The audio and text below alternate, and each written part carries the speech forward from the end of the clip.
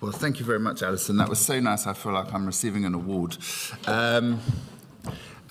Look, I wanted to be here in person today, even though I've only got a few minutes and we've carved out some time for questions from you, because I consider the role that all of you play vitally, vitally important to making sure children get the support that they need, and that we change the system in the way that it needs to be changed. So there are lots of conference invites I get that have to be done by pre-recording for all sorts of reasons, as sit in a DFE studio and say what I want to say to a camera.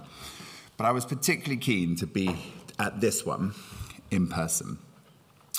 And some of you will have heard me talk before about the experience I had as a constituency MP in the 2 years before I was lucky enough to be appointed the minister. Now, in a seat like mine, the number one thing, which is in Oxfordshire, nobody ever knows where Wantage is, it's in Oxfordshire. Some of you will have changed trains at Didcot Parkway, which is Didcot's the biggest town in my constituency. And in a seat like mine, the number one issue you're written to about is housing and planning issues. Sunday Times worked out in my constituency there have been more houses built in the 10 years to 2021 than in any other constituency in the country. And unfortunately, we haven't had the infrastructure put in place to support all the new people that has brought to the constituency. But in the 2 years before getting this job, the other topic that I was most written to about was SEND, and it was parents and teachers writing to me saying that they were unable to get the support they needed for children with special educational needs. I don't know if it ever overtook housing and planning, but certainly the two of them were the top two issues in my inbox. And over again, I would hear about parents waiting longer than they should to get an assessment, longer than they should to get the plan that should follow the assessment. In my particular authority, I would hear about parents having their calls and emails unanswered, receiving an EHCP talking about somebody else's child, even though it was supposed to be about their child. In the worst cases, I would hear about children not being in school for sometimes considerable periods of time. And so I would have all sorts of surgery appointments, all sorts of calls, all sorts of email exchanges and meetings and so on. And over and above everything I heard, people would say, it feels like a war of attrition. It feels like a war of attrition to try and get the support that I need for my child, or in the case of teachers, this child. Now, that is a war that any parent would wage, but it's a war that no parent should have to wage. So when I was appointed in August, I was delighted to, have that role, to be in the Department for Education. I spent 16 years running charities for disadvantaged children before I became an MP, so it was a sort of perfect place for me to be.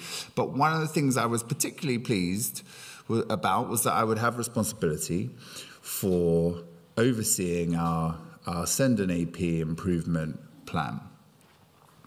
Now, our aim with that plan, backed by £2.6 billion, is to try and get the right support in the right place at the right time. Now, that's easier written and easier said than done. And too, I'm sure, all of you, that the high needs budget in this coming financial year will be 60% higher than it was in 2019-20, when this government was re-elected. There are not many budgets in any government department that have been increased by 60%, however worthy the cause.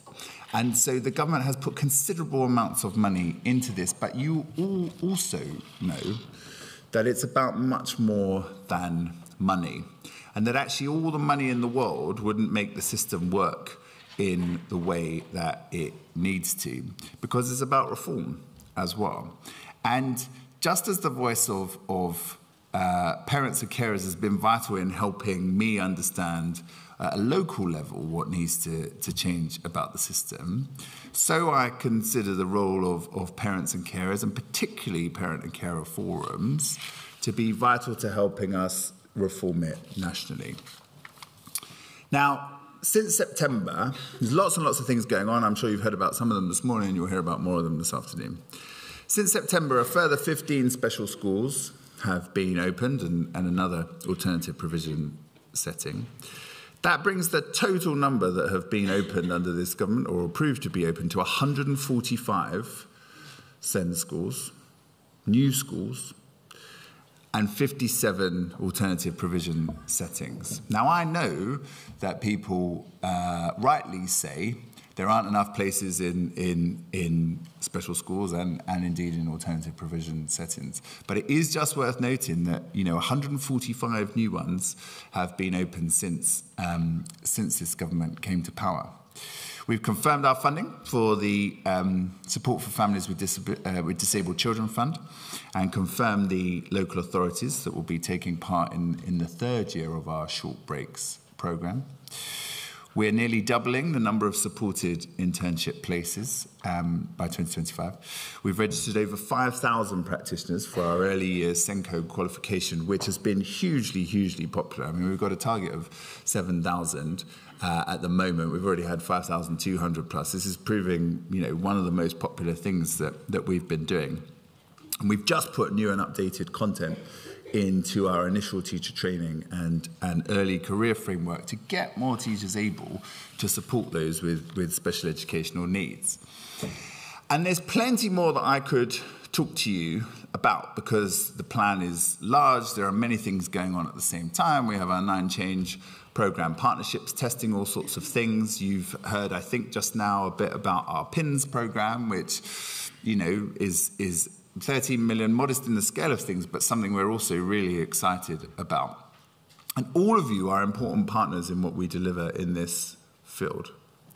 But there are 3 things I want to pick out just before I hopefully have some time to take your questions. There are 3 things in particular, over and above what you support us all in doing and will support us all in doing with this plan, that I especially want your input into.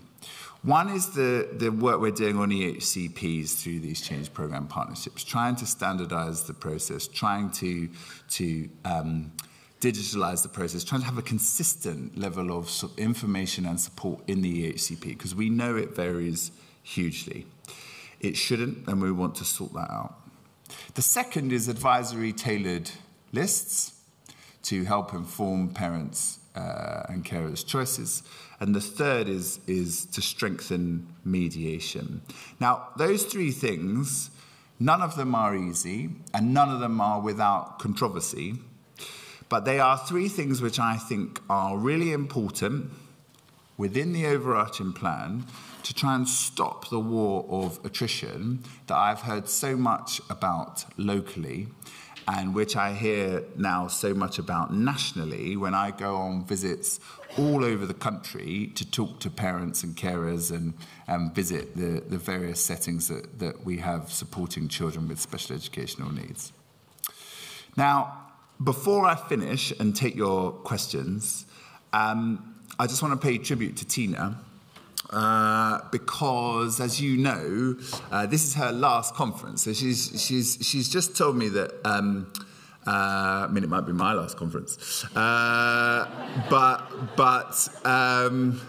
she told me she's got 218 days still to go. So she's got plenty of time to go, but it's her last conference. And look, I have only worked with her. I'm 6 months in the role this week. But I've been just so impressed by her commitment and dedication and all the work she does running this network. So given it is her last conference, I just wanted to pay tribute to her, because the department has found her a hugely valuable partner. We will, of course, work with her successor and look forward to doing that. But we wish her the very best when we get to that point. And I look forward to working with all of you to make all the things that we have committed to a reality. So thank you very much.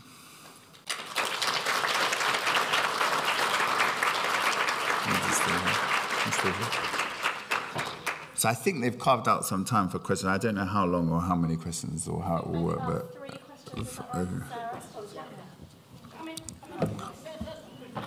Check out the roving reporter. Go. Sorry. I couldn't see. Oh, no, worry. Hello. Hello. Hi. Just obviously some very good points you made there, and I quite liked hearing a lot of it. But one of the things that stood out to me was your point about the need for reform. But one of the things I hear a lot from parents is that if they don't want reform, they want the system, they feel that the system as it is now is actually good, but just need it followed. For example, the 96% success rate for parents when they go to tribunal. So I was just wondering, like, firstly, why you feel that we need a reform and not just the current system to work the way it's meant to. And secondly, if we do have a reform and a change to the system, as to why you'd think that would make a difference if we're still stuck in the same situation where the processes aren't being followed. So look, I think, look, it's a very good question. The biggest reason that this system needs reform is it matters hugely where you are in the country, whether you get the support you need for your child or not. And there are all sorts of things that contribute to that being the case. But any system where if I live in one part of the country, my child may get really good provision, will get a timely EHCP, will be able to, perhaps have adjustments made in mainstream school to be able to support them or be able to get the specialist provision that they need. But if I'm in another part of the country, none of that is true, then that is a system crying out for reform. And so much of my correspondence from my MP colleagues, and every area has different challenges here. But, the fact is we don't have a national system at the moment for this area. And that's a crazy situation to be in, to not have a national system, to have so much of a local variation going on, to not have a consistent way of doing the EHCP, one of the key things we're trying to change with the change programme. So, the tribunal statistic, of course it is the case, the 96%. I mean, it's slightly skewed by, it's a small proportion that get to the tribunal stage. But I don't want to see people going to a tribunal stage. I want them to be able to get the support at an early enough stage without having to go through that process, which, even if you're successful, is a huge investment of emotional energy that no family should have to undertake. So. There is possibly a semantic issue if people are saying they don't think the system needs to change, that it doesn't need reform. I believe it fundamentally does need reform, because if it isn't delivering the outcomes consistently that it should be, that's why we need the reform that we do. Thank you. Hello, Emma from Stockton. I can't see. Oh, yes. Hiya. It was great to hear about the increase in budget for high needs funding. But in Stockton, we've got the DBV, and we also know of other areas have got safety valve as well, which actually is about looking at cutting the high needs funding. At some point. That's the message that's coming across the local authorities, and that's something that we really, really need to challenge. But also, in addition to that, I know you talked about the 145 new schools, but we've still got lots of children who can't find educational places and can't find the right educational setting. Stockton is in a really, really bad way. Parents don't feel all of these changes on the ground, and it doesn't feel like things are changing. When are we going to get some assurance that without all of this money, it doesn't seem to be making much of a difference? So I think this is such an important issue because we've put a huge amount of money in. There has also been an increase in demand, of course, a significant increase in demand. But again, going back to the reform point, it's partly about making sure the money's going on the right things, because too often the money is going on things which are not directly about the provision for the child. They're on other things that come as a result of other challenges, right? And you all know what those are. It's very important people understand that DBV, delivering better value, and safety valve, neither of those are about making cuts. What they are about is making sure that the people's systems locally are financially sustainable. Now, if anybody's thinking that is code for cuts, I promise you it's not. What's happening at the moment is so many local authorities is because the service has not been run well in some places. It is run well in some places, and we should acknowledge that, but in some places it isn't. And costs are going hugely out of control as a result. And I'll give you, I won't tell you where, but your classic kind of example, and I'm absolutely not referring to your local authority, don't know enough of the detail about Stockton right now, but what you will often see is a local authority that will put a disproportionate number of children on EHCPs rather than try and have children who can be supported in mainstream school, supported in mainstream school. We may come on to exclusions in a minute, which is one of the things we've got to tackle here, right? Is schools claiming to be inclusive and excluding too many children, and that is part of the issue. Children going on to EHCPs, being sent out of county for provision that, sometimes they need, but sometimes if they had been given the support they needed at an early enough stage, they wouldn't need to be having that provision. And it's driving up, at a very high rate, the expenditure that local authority is then paying for. So when we talk about making it sustainable, it's not about cutting the money to them. Actually, something like delivering better value gives you money from the department to support you with this, but it's making sure that your system is sustainable. And you're not coming back in a year saying, OK, now we need another 50 million, we need another 200 million, because we haven't been running the service in a way that we ought to have been running it. Is it one more? Yeah, OK.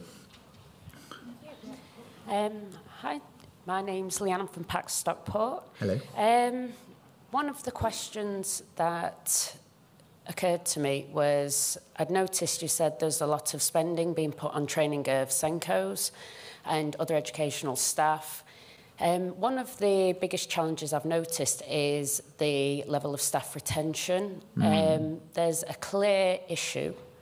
Has there been evaluation or an analysis to look into that issue and to potentially fix the environment? Yeah. Because it seems as though there is an environmental issue and ineffective potential policies, targets.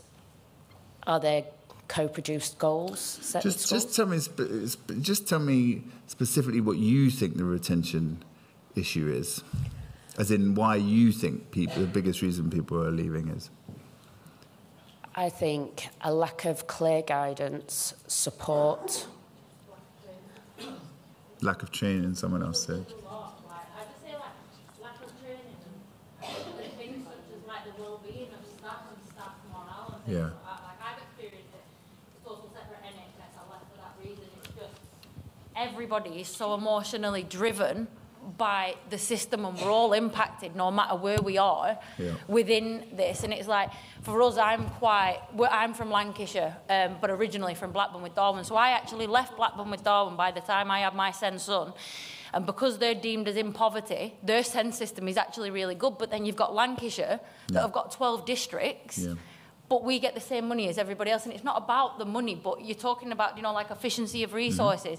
How can somebody like Lancashire, if we get the same money as everybody else, but we've got 12 districts, how can you make that an efficiency of resources? It's not, it's impossible. Do you get what I mean? That's just like a scenario of us not being biased. I don't know how many other people are going through that, but that for us is a stopgap before we've even started. Because how can you spread that equally between 12 districts?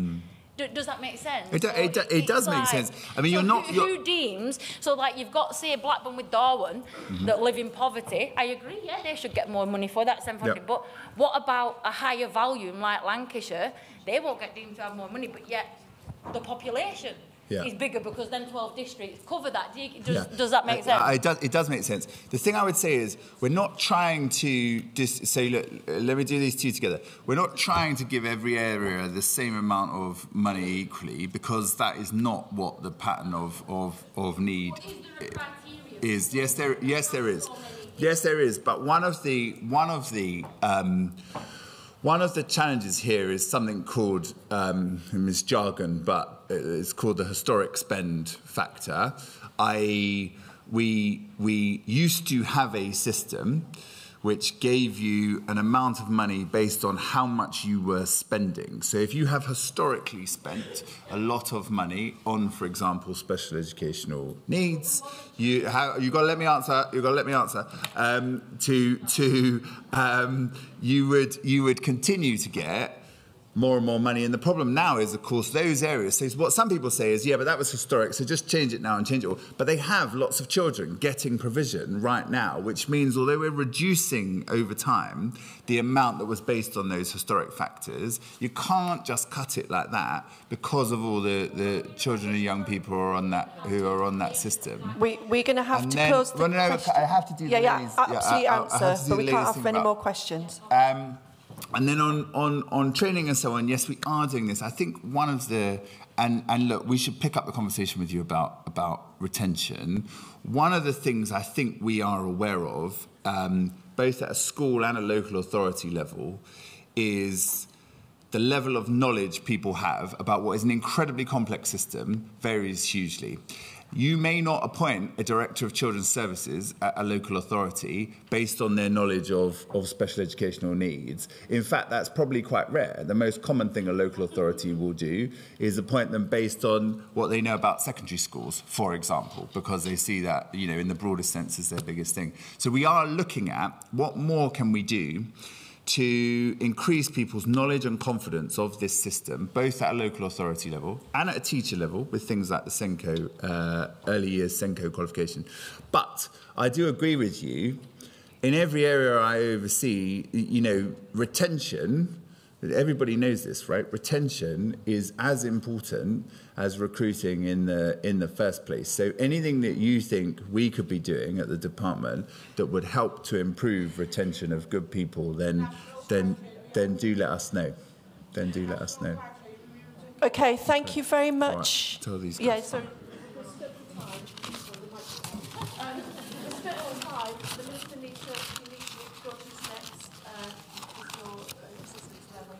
Okay. Can I just say thank you very much, Minister, for coming and taking questions. It was very unplanned, very last minute, and I do appreciate it. Wasn't working. Oh, it's now. These things. So yes, thank you, Minister, for coming. Pleasure. Thank you for taking the questions. I know it was very brief, and there was more questions in the room, and I'm really sorry.